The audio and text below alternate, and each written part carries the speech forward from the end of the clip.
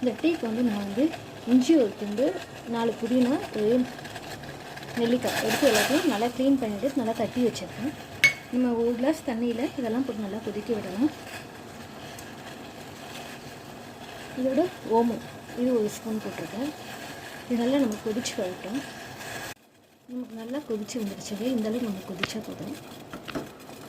இந்த சாதெல்லாம் நமக்கு இறங்கிடுச்சு தண்ணி நல்லா. பார்த்திங்கன்னா உங்களுக்கு தெரியும், நல்லா வாசனையாகவும் இருக்குது. இப்போ நம்ம ஸ்டவ் ஆஃப் பண்ணிவிடணும். இதை நம்ம இதை வந்து ஃபில்டர் பண்ணிக்கலாம்.